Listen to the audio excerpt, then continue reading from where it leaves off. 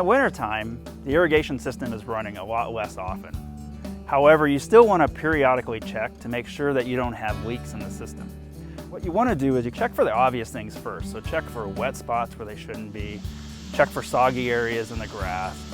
Then going more specifically, in a grass area, you want to look at your spray system.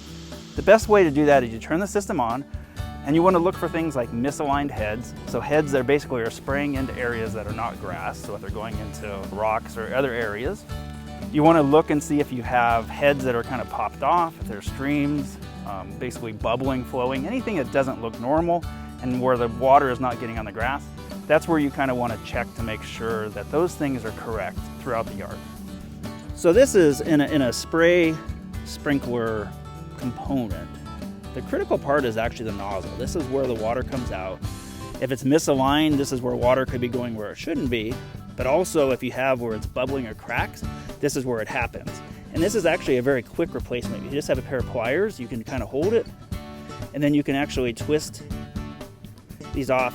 And usually this is something you can buy at the hardware store for $1 or $2 and replace it. It's a quick fix. And doing like that, and then you could have a sprinkler system that's working again.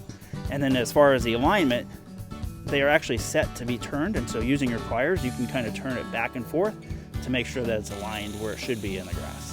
Of course, you'll get a little bit wet when you're doing it, but it will actually be a very easy fix. So the drip irrigation system is not quite as obvious as a spray system. A lot of it's underground, but it can still be susceptible to leaks and having issues, and it's something that you still want to check periodically throughout the year, even in the colder months. So a couple things that could happen. The obvious things are when a head like this is actually popped off and you have streams, so like singular streams coming up, that's something you want to fix. Sometimes you'll have heads where there's no water running out of them, so they're clogged. If you can, sometimes, and in my yard, I find little basically drip lines that have a bunch of little punctures from my dog. So that would be a lot of lines that were kind of bursting from water. Also, you can kind of see throughout this, there's actually exposed pipe. And so what happens in the summertime is the drip pipes tend to kind of expand and they'll pop above the landscape. Obviously in the wintertime with freezing, you kind of want to have that buried. And so you want to look for mulching to kind of get the drip system down below ground so it kind of protects it a little bit from the freezing. Not the same issues as you have with PVC under the grass. That's actually kind of a hard pipe and it can kind of definitely freeze and crack. The poly tubing for drip is a little more resilient, but it's still something you want to bury. So again, you just want to check throughout your yard, run your system, turn it on for a little bit, just walk around, make sure things are getting water that should be getting watered, make sure there's wetting patterns where there should be wetting patterns, but it's something you should do periodically, again, throughout the year, and don't forget about doing it in the wintertime. The last thing you should check when you're walking around your yard to see if there's leaks and everything is running correctly is your valve box. And so this is a valve box for a spray system. So you have your valve here. The valve is a major source for leaks in the irrigation system.